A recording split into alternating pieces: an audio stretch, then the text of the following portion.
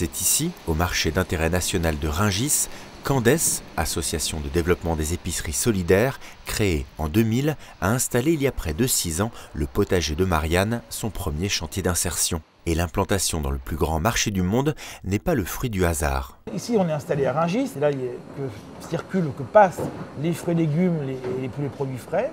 C'est un lieu évidemment où il y a de la perte, où il y a un peu de gaspillage. Et donc c'est pour ça qu'Andes s'est installé sur ce marché, pour être au cœur de la problématique de ces problèmes de tri. Comme Andes s'est installé également dans d'autres sites, à Perpignan, à Lille, à Marseille, et demain dans d'autres sites en France, pour pouvoir être au cœur du dispositif et être un acteur du dispositif.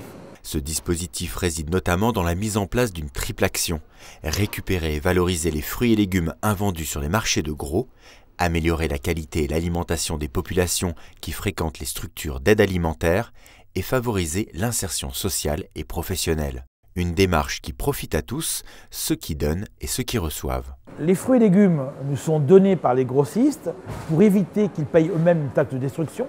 Donc il y a un intérêt économique pour eux, il y a un intérêt aussi de sens évidemment, de participer à l'histoire. Ces fruits et légumes vont être triés. Les plus beaux repartiront dans toutes les associations, Restos du Cœur, Banque Alimentaire, Épicerie, enfin tous ceux qui aident les gens en difficulté.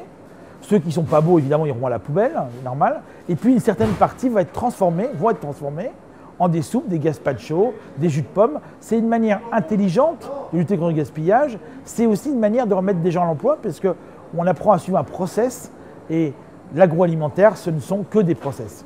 C'est un process rigoureux et normé qui a notamment été mis en place pour la fabrication d'une soupe destinée à être vendue sous le label Andes à prix réduit dans les structures d'aide alimentaire et au tarif du marché dans les enseignes de commerce traditionnelles. Et dans ce potager de Marianne, Andes possède tous les ingrédients pour que la soupe prenne.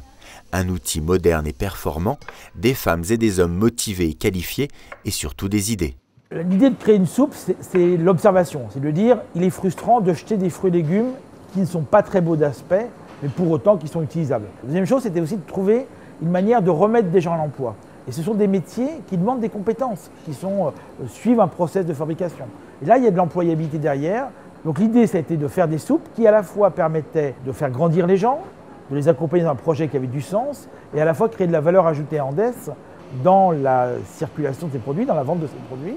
Et demain, c'est-à-dire dans très peu de temps, elles sont dans des enseignes tout à fait classiques qui évidemment a à cœur de rendre accessibles ces soupes en racontant une histoire, en disant que cette soupe a lutte contre le gaspillage et remet les gens au travail. C'est cette soupe, bientôt sur le marché dans le réseau des épiceries solidaires, qui a permis à Andes d'être récompensé en 2012 lors de l'appel à projet ESS du Conseil général des Hauts-de-Seine. Une distinction qui renforce encore davantage les liens entre l'association et le département. Aujourd'hui, le Conseil général est un partenaire de l'Andes, comme d'autres collectivités, qui a permis à la fois d'assurer de l'investissement, de l'accompagnement pour créer cette marque. Et voilà, et je crois qu'on a des histoires gagnantes-gagnantes.